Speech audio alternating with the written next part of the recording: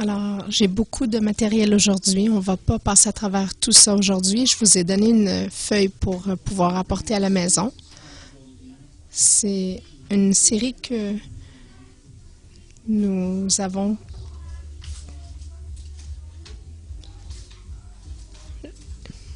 J'aimerais commencer par la base, la fondation, que chacun de nous, ici, on a 5 buts.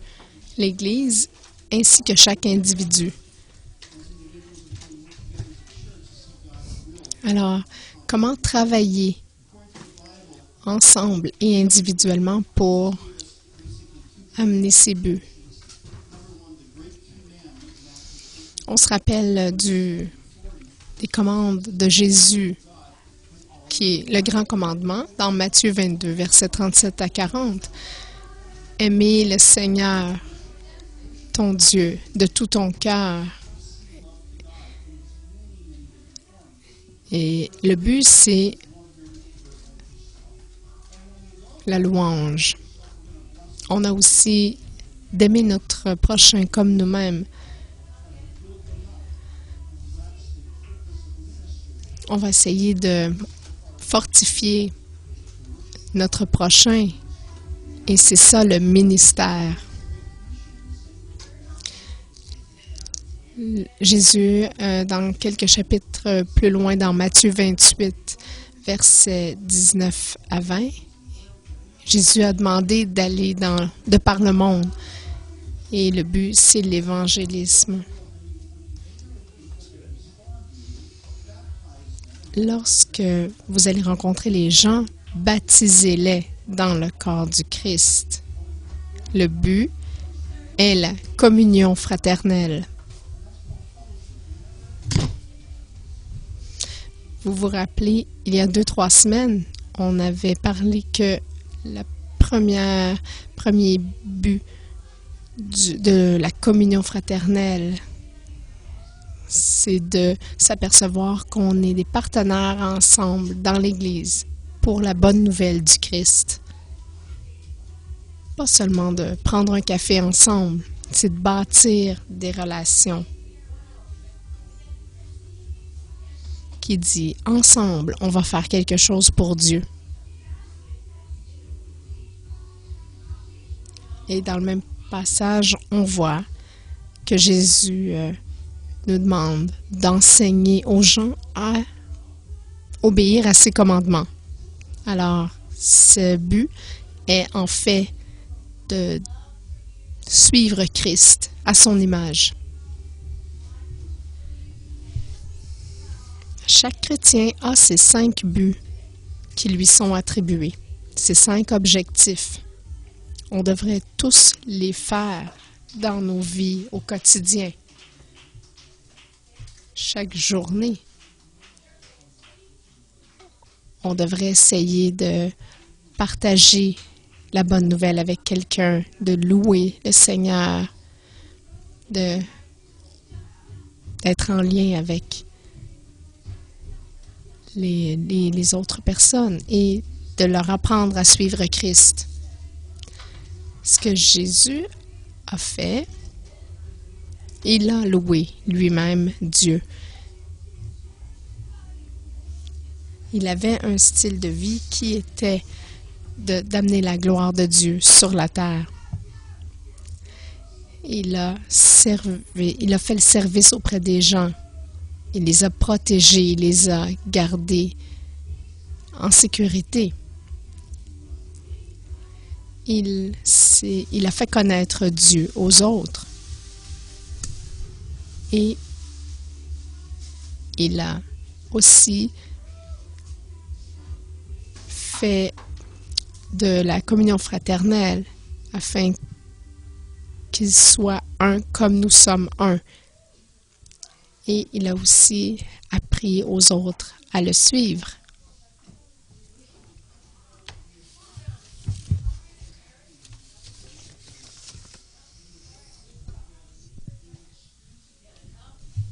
L'Église aussi a fait la même chose.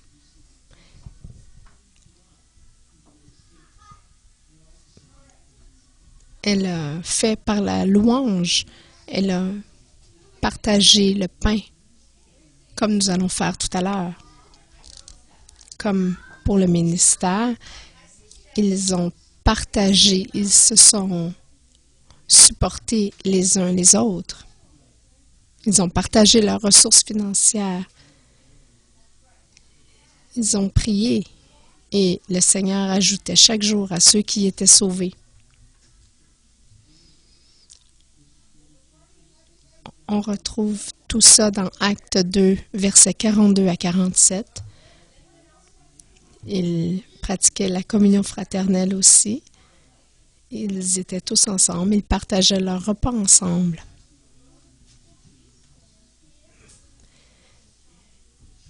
Et ils apprenaient à suivre Christ par l'enseignement des apôtres. Donc, l'Église a, elle aussi, adopté les 5 objectifs. Paul a enseigné ces 5 objectifs dans Éphésiens 4, versets 1 à 16. Vivez une vie digne de l'appel que vous avez reçu. Verset 12 pour les travaux et les œuvres de service. Il a parlé de l'évangélisme par la connaissance du Fils de Dieu au verset 13. Il a parlé de l'unité du Saint-Esprit pour la communion fraternelle et il a parlé de préparer le peuple de Dieu en se servant les uns les autres. Assez intéressant aussi que la Bible souligne ces 5 objectifs. Dans l'Évangile de Matthieu, on parle de Jésus le roi, donc on parle de louange. On parle du ministère dans l'Évangile de Marc. On parle d'évangélisme dans Jean, Jésus, le Fils de Dieu.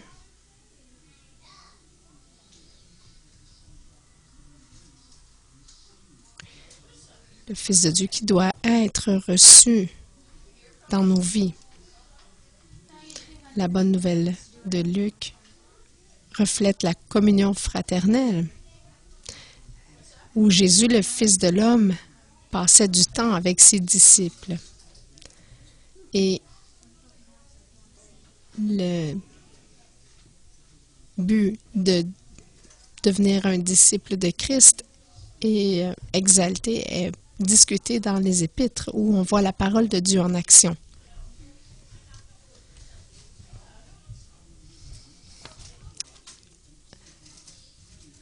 On a une série de besoins humains fondamentaux. On a tous besoin d'avoir une passion.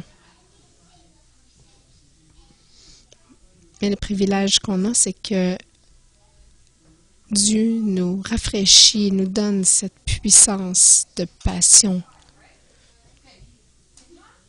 On a besoin de quelque chose qui donne de la valeur à nos vies. Et à travers le ministère, on peut avoir cette raison,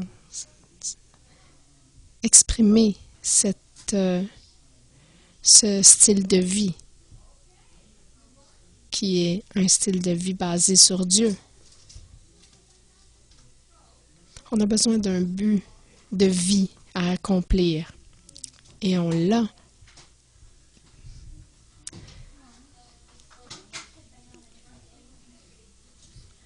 On a besoin de gens avec qui habiter. On a besoin de vivre parmi les autres. Notre privilège, c'est qu'on a le peuple de Dieu qui nous entoure.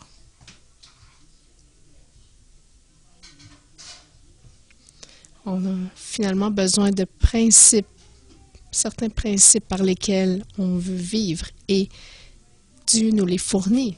Alors, tous nos besoins humains sont rencontrés dans ces 5 objectifs. de la louange, du ministère de l'évangélisme, de la communion et de la vie à la suite de Christ. J'ai besoin de rejoindre les autres, de partager avec eux. Je dois déverser dans leur vie et leur montrer comment suivre Christ. Le bénéfice émotionnel qu'on en retire à travers la louange, on reçoit l'inspiration, de la stimulation, quelque chose qui nous énergise, qui nous donne une nouvelle énergie pour vivre à chaque jour. Si vous vous sentez parfois déprimé, la meilleure manière d'en sortir, c'est de commencer à louer Dieu. Il va nous renouveler par sa présence. Dans mon heure sombre, j'ai trouvé réconfort en toi. Lorsque vous êtes découragé, juste dire le nom de Jésus réconforte.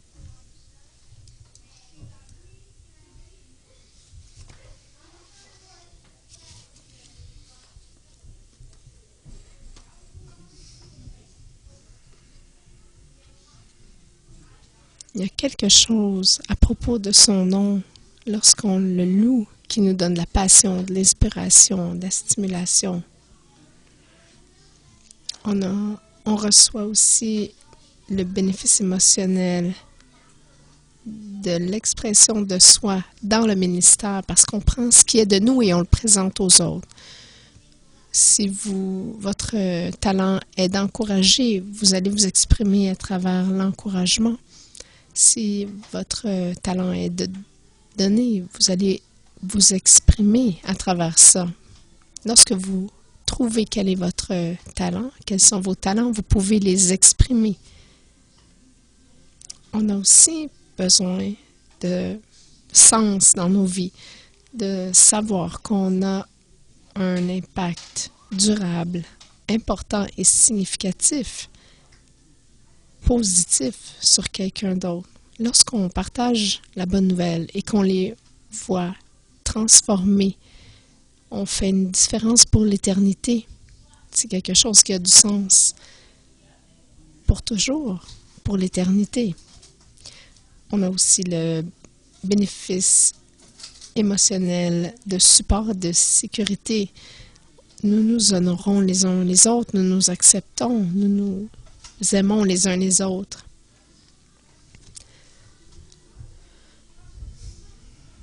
Dieu est tellement merveilleux de la manière qu'il a développé ces 5 objectifs-là. Lorsqu'on les pratique, on en retire d'énormes bénéfices. Et il y a une certaine raison pour laquelle Dieu nous suggère de faire les choses d'une certaine manière, c'est pour avoir cette stabilité-là, pour naviguer à travers la vie. Alors, ce style de vie-là qui, à la suite de Christ, nous amène cette stabilité dont on a besoin, dont Dieu sait que nous avons besoin.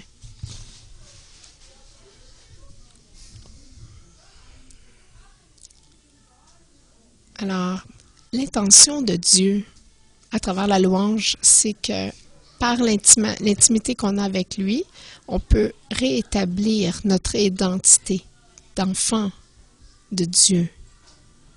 La louange nous amène tout près de son cœur pour qu'on puisse le connaître. À travers le ministère, Dieu désire développer notre caractère. À travers un service humble, on peut développer un caractère humble. Dans Genèse 1, 26 à 28, on retrouve ces 5 objectifs de Dieu. À travers l'évangélisme, on devient fécond en expandant, en étendant le royaume de Dieu. Et on retrouve lorsque la communion fraternelle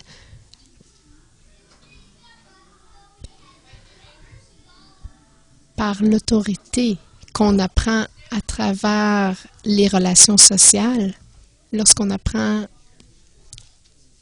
à développer les habiletés pour s'entendre les uns les autres, on retrouve l'autorité sur notre propre vie.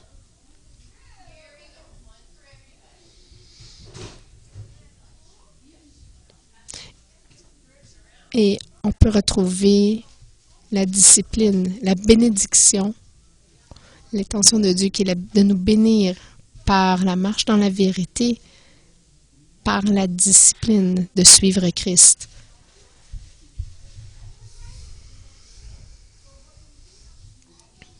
Alors, notre rôle à nous, c'est d'exalter Dieu par la louange, d'édifier les gens par le ministère, d'évangéliser les non-croyants, d'encourager le peuple de Dieu et d'être un messager de l'amour de Dieu. Et qu'est-ce que ça veut dire de façon concrète d'être un membre de la famille de Dieu alors qu'on fait le modèle pour eux d'une vie chrétienne?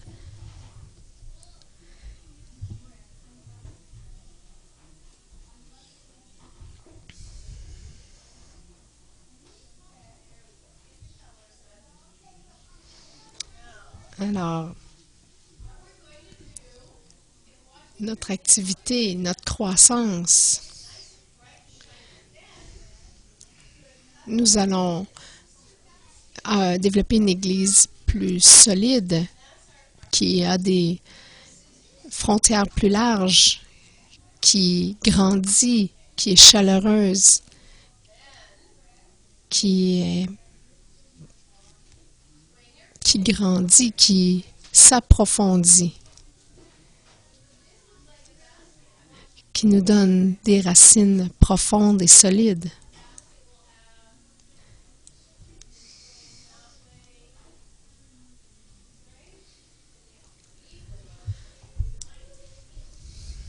L'Église pourvoit et nous amène un bénéfice.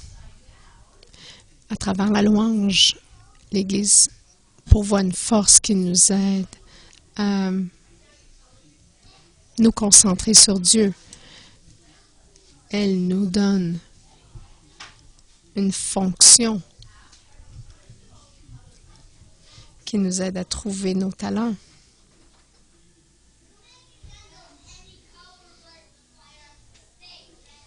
Vous pouvez trouver quelles sont vos habiletés, vos talents.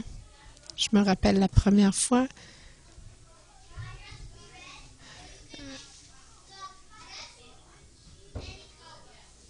je me souviens dans les premières fois, j'étais avec Pasteur Cathy, mon épouse, et nous sommes allés pour enseigner.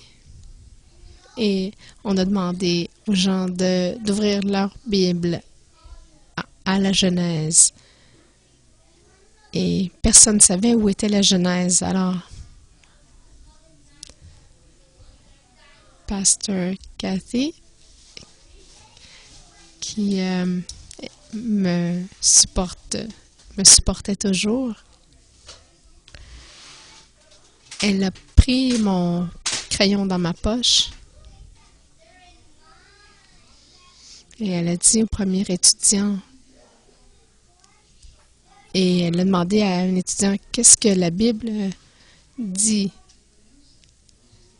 Elle a utilisé mon crayon comme un micro. Et elle a réussi à faire participer le groupe à propos de certains sujets. Elle a pu faire une super classe.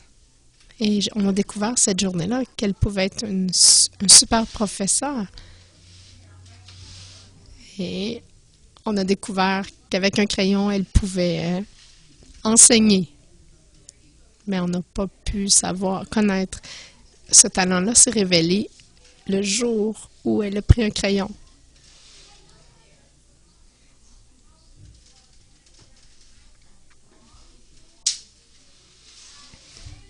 Alors, l'Église nous fournit une cible qui nous aide à remplir notre mission. Elle nous fournit une famille qui nous aide à passer à travers les problèmes de la vie. Et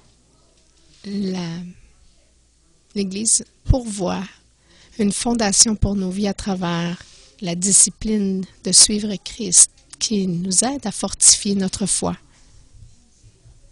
C'est une ancre pour mon âme.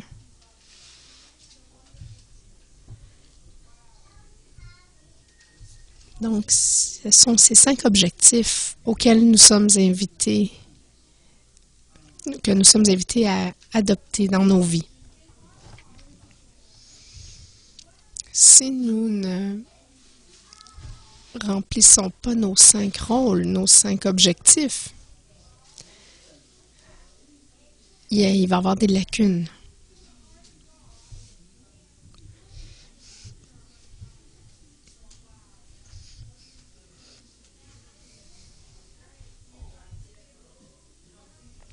Si le rôle, on met l'accent principalement sur la louange, on va avoir des lacunes. Si on met l'accent seulement sur le ministère, on dit aux gens, faites plus pour Jésus. Ça a été une des bannières qui était sur les murs à l'école biblique où j'étais. Ça disait, je veux me brûler pour Jésus-Christ. C'est notre seul focus, c'est ça. Le pasteur principal doit devenir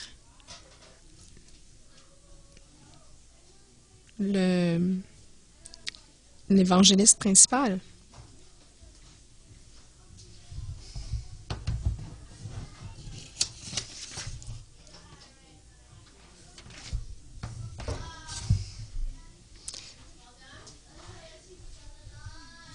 Si on focus seulement sur la communion fraternelle, ça va devenir une église principalement axée sur le soin des autres. Dans une église où on met l'accent sur la discipline de suivre Christ, on a des cours, un autre livre à lire. Mais le focus est seulement sur l'édification des gens. Ce qui arrive si on focus seulement sur la louange, on devient une église qui est simplement focusée sur la présence de Dieu. Si on focus seulement sur le ministère, on va dire, on doit aider les pauvres, les malades. On doit avoir plus de banques, de nourriture, de vêtements. On devient des activistes pour Jésus, pour changer les choses. Si notre focus principal est l'évangélisme, on sauve les perdus. Mais les gens vont devenir des gens qui vont amener les gens à l'Église, mais il n'y aura pas de suivi.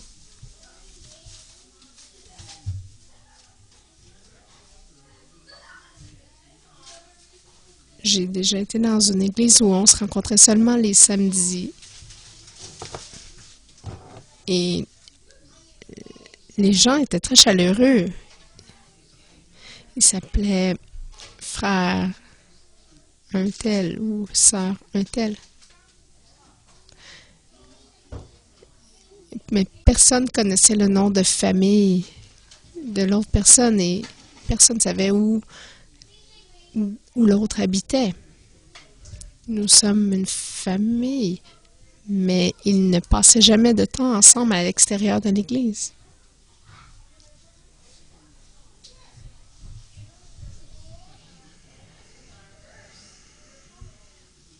Lorsque l'Église est focusée seulement sur la discipline, on met l'accent sur l'apprentissage.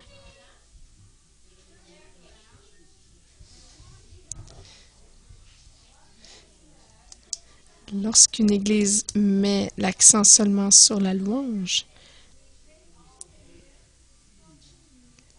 l'accent est mis sur la foule, le rassemblement des gens pour sentir la présence de Dieu.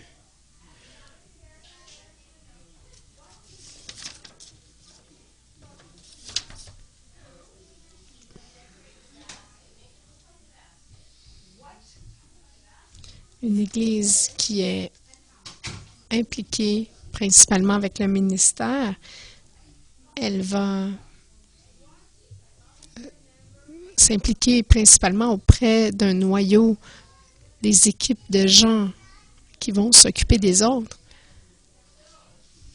Et si le focus principal est sur l'évangélisme, le focus est mis sur la communauté pour sauver les perdus. Une Église axée sur la communion fraternelle, elle est axée sur la congrégation pour appartenir à la famille de Dieu.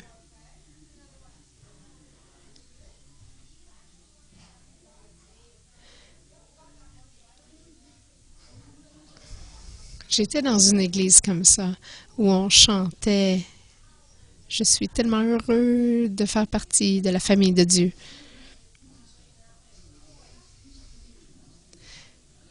Et dans une église axée sur la discipline, on a l'église qui se concentre sur les gens qui sont vraiment engagés pour Christ.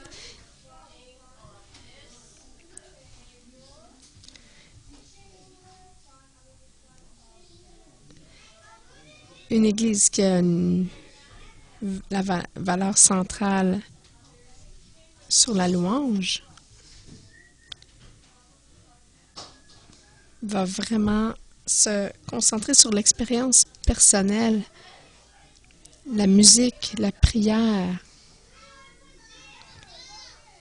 passer du temps avec, expérimenter la présence de Dieu. Une église qui est axée sur le ministère va avoir comme valeur la justice, la miséricorde, va vouloir faire des pétitions contre les choses injustes avec des pancartes.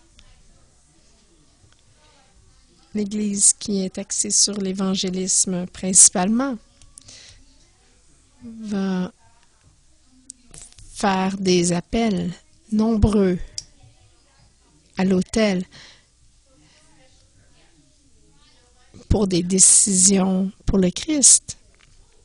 Et moi, je vais vous dire, dans ma vie, j'ai vu le plus grand nombre de décisions pour Christ se passer avec un à un devant un café, pas avec un appel à l'autel.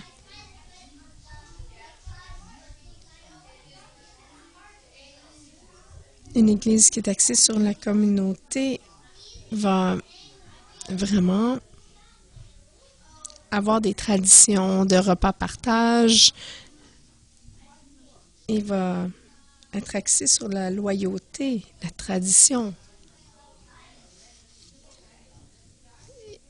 Et on oublie le sanctuaire, on s'occupe de la salle de communion fraternelle. Et dans une église qui a une vision centrale sur la discipline de suivre Christ, elle va mettre l'emphase sur la connaissance de la Bible avec des notes, des acétates et de l'enseignement.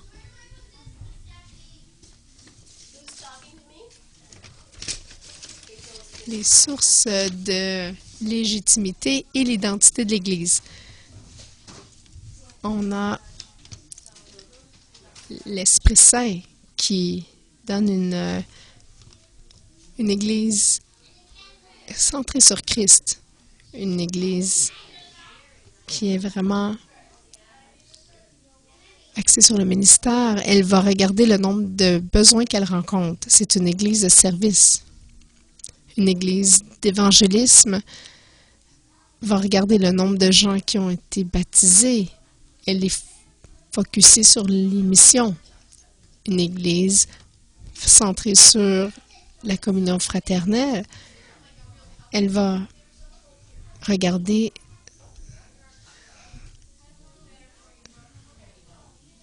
le patrimoine.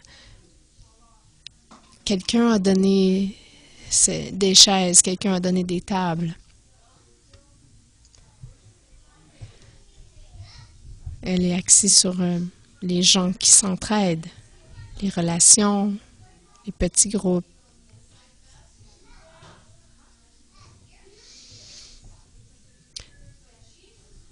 C'est important d'être bien équilibré dans tous les 5 ministères, dans tous les 5 objectifs. Regardez les termes, les mots-clés utilisés pour la louange.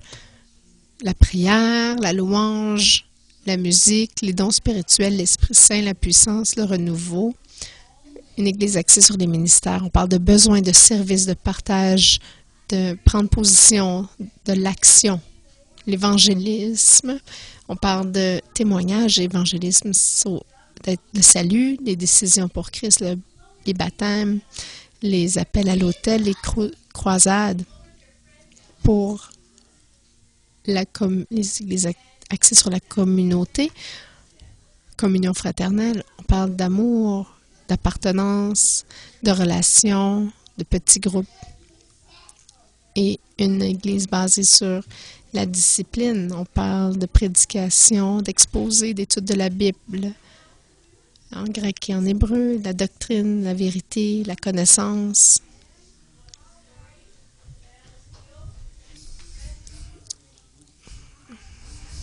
Une Église de type louange, on va l'appeler peut-être un petit peu plus une Église évangélique, une Église charismatique. Dans l'Église reliée au ministère, on parle d'une Église liturgique, justice sociale. Pour l'évangélisme, on parle d'une Église à tradition évangélique.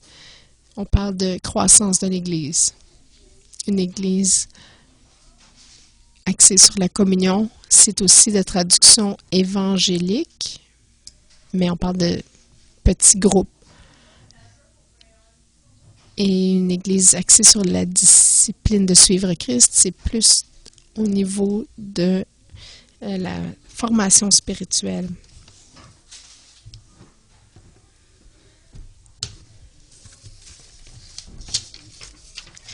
Alors, maintenant, on sait qu'on doit remplir ces 5 objectifs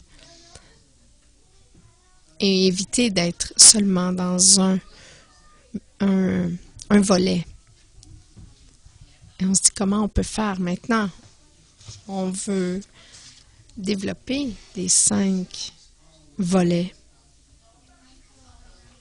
Alors on peut se dire, OK, on va engager un prophète, mais le résultat, c'est qu'on va avoir plus de louanges, mais pas assez de discipline ou d'évangélisme. Si on dit pour le ministère, on va engager un apôtre, on va avoir plus de ministère, moins d'évangélisme ou de louange.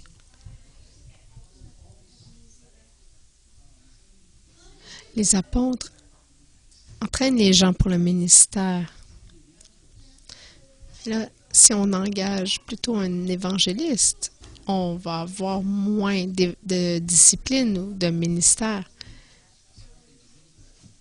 Si on se dit, on a besoin d'un pasteur, mais il va avoir beaucoup d'esprit de communion, mais moins de ministère ou moins discipline. Alors, si on dit on va voir un enseignant, il va avoir beaucoup d'enseignements, mais peu d'évangélisme, peu de communion fraternelle. C'est notre problème. La plupart des églises sont menées par un des ministères, un des 5 volets du ministère. Alors, quelle est la solution? Juste avant de continuer, on est appelé à faire les 5 volets. Il y a tellement de bénéfices lorsqu'on les a tous en équilibre. C'est l'intention de Dieu. Mais lorsque ce n'est pas équilibré, nous ne sommes pas efficaces. Et ajouter un volet des 5 ministères, ça ne va pas résoudre le problème, ça va seulement accentuer le déséquilibre. Parce que les autres volets ne seront pas reconnus. Alors, il y a seulement une solution, et c'est la solution de Dieu. Nous devons comprendre comment ça fonctionne.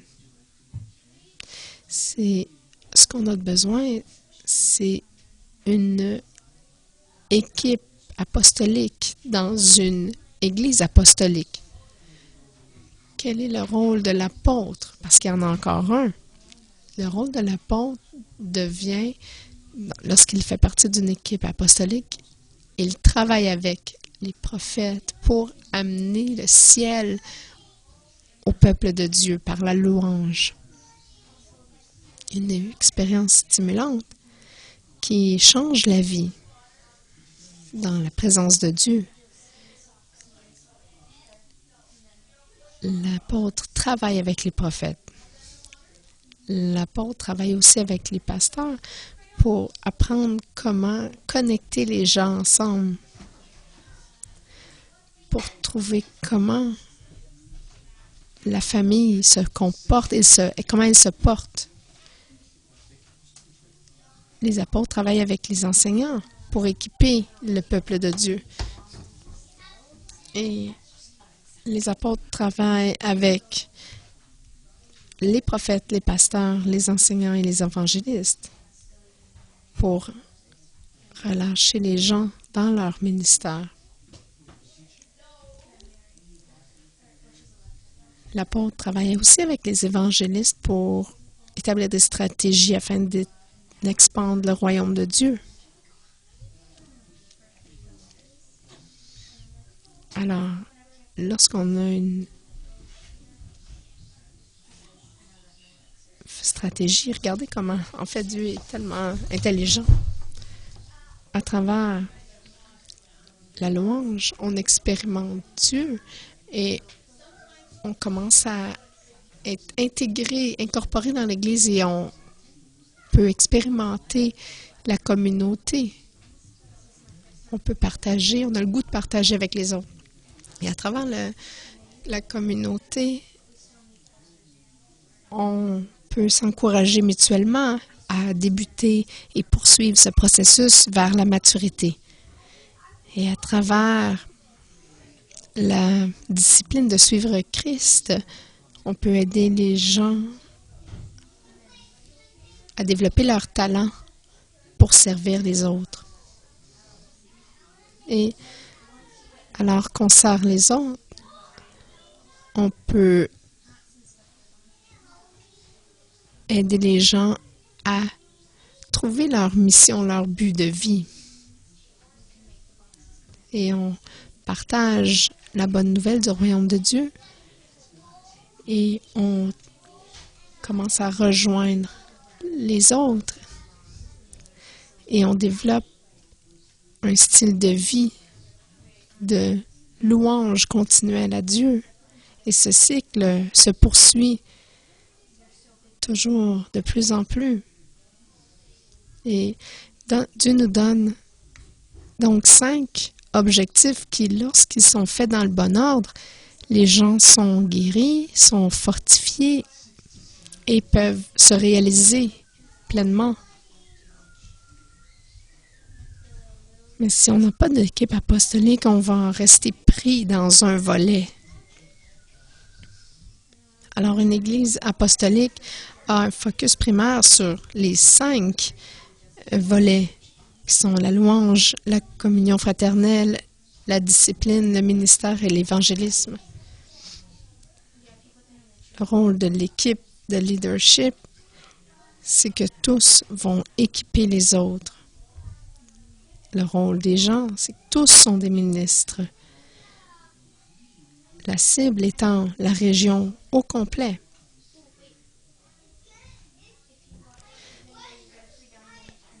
Les moyens principaux, les moyens clés sont d'être, de faire et d'équiper les autres.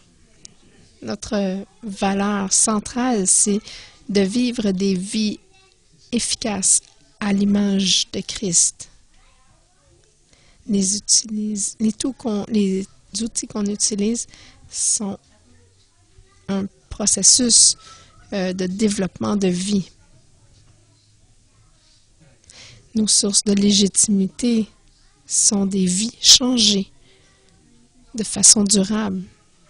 On marche, lorsqu'on entre ici, on sent l'atmosphère qui est transformée. Les gens expérimentent la transformation que Christ rend disponible.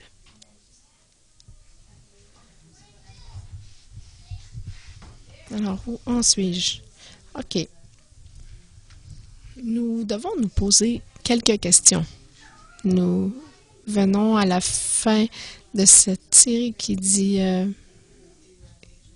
titrée « C'est le temps de construire encore ». Nous quittons bientôt pour les Philippines.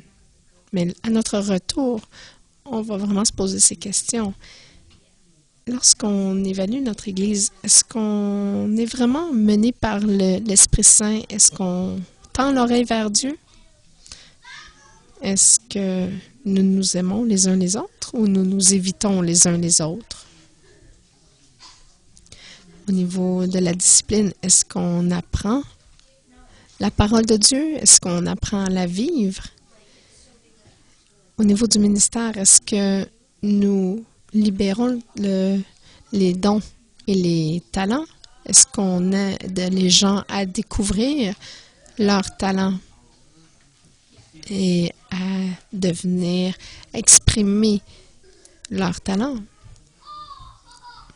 Et au niveau de l'évangélisme, est-ce que nous travaillons ensemble à la récolte? Qu'est-ce qu'on peut faire dans notre voisinage, au travail, pour faire connaître Dieu? C'est la raison pour laquelle nous avons été créés. On ne veut pas juste avoir plus de gens dans l'Église. Ce qu'on veut, c'est accomplir l'objectif de Dieu. Si on ne peut pas apprendre comment travailler ensemble et voir les 5 volets accomplis, que faisons-nous? Oui, on a du bon temps, mais Jésus a dit, « Je veux vous donner la fécondité, un sens, l'autorité. » Tout ça.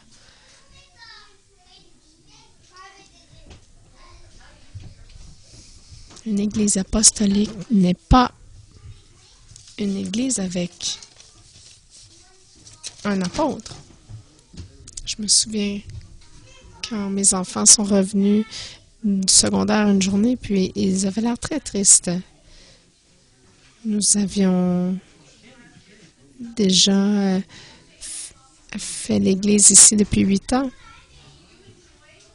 Et ils avaient des cours de religion et ils m'ont dit, on a découvert que notre Église n'est pas une religion parce qu'on doit avoir une croix au sommet et on doit avoir un pupitre. Pour ceux qui en ont besoin, actuellement, notre bâtiment a une croix, mais le point, c'est pas ça. L'Église, c'est pas un bâtiment avec une croix et un gros pupitre. Ce sont des gens. Une église apostolique, c'est une église qui a une équipe apostolique fonctionnelle sur les 5 volets et des membres qui adoptent une vision et structure apostolique.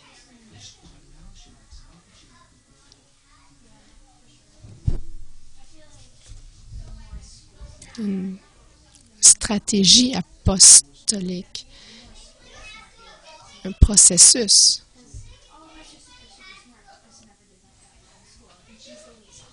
Alors, sommes-nous une église apostolique? Ma réponse, actuellement, non. Nous avons quelques composants d'une église apostolique, mais nous ne sommes pas encore rendus là. Lorsque nous allons revenir des Philippines, nous allons développer cette équipe et nous développer l'un l'autre pour adopter cette mission apostolique, cette vision apostolique, cette structure et stratégie apostolique pour voir des vies changer. C'est ce à quoi nous sommes appelés par Jésus. À chaque dimanche, je montre ici qui est notre mission. Nous existons pour faire des disciples qui sont sauvés par l'évangélisme, guéris par la communion fraternelle, équipés par la discipline de suivre Christ, activés par le ministère, orientés par les talents et relâchés à travers un style de vie de louange dans leur communauté pour établir le royaume de Dieu au Québec.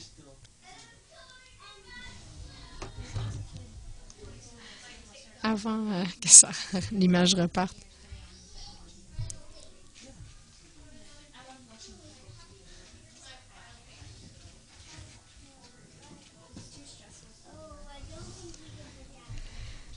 C'est pour ça que je montre ça chaque dimanche, parce que ça exprime bien les 5 volets. Le salut, la guérison, l'activation et le relâchement.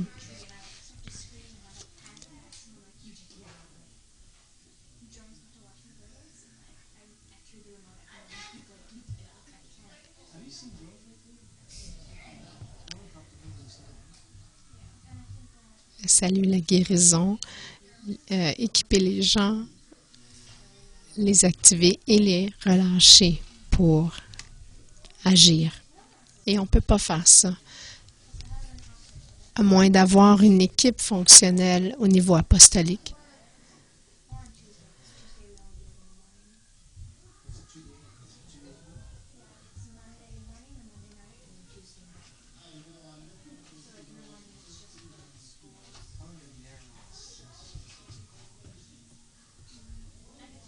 Ce que je voulais partager avec vous aujourd'hui, alors que nous, sur cette série, il est temps de reconstruire, c'est que nous voulons reconstruire sur les bonnes fondations. On n'a pas le temps de perdre notre temps pour avoir une équipe bien bâtie avec des membres qui sont axés sur les 5 volets. Alors nous deviendrons ce que Dieu nous appelle à faire. Et lorsque ce résultat est atteint, nous devenons bénis par Dieu.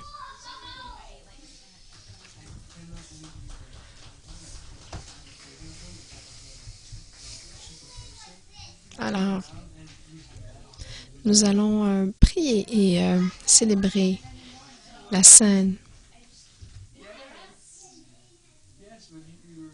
C'est drôle parce que lorsque nous partageons, nous célébrons avec de la louange, mais nous partageons en communion fraternelle en même temps.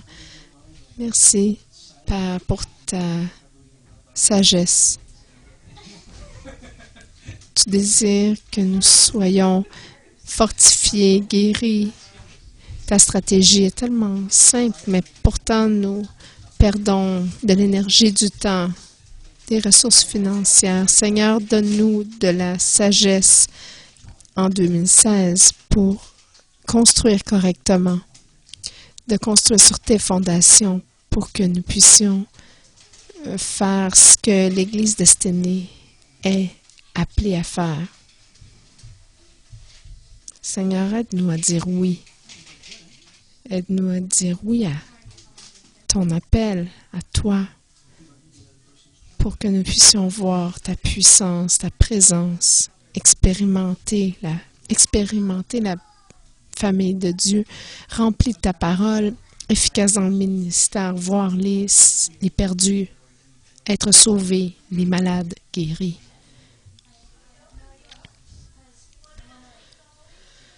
Et que tu puisses, là, au cours de notre chemin, nous bénir.